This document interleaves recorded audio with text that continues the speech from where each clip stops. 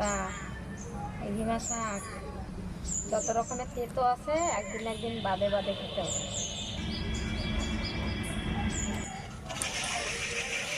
টক ডাল মা দেখেন, মাকে দেবো একটু।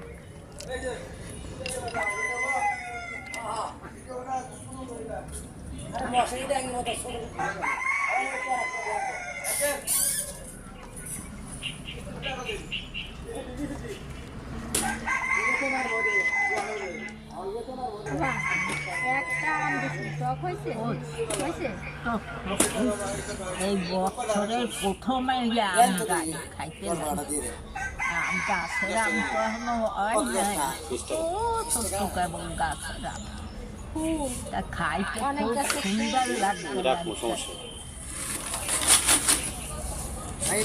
দেখেন তো ওই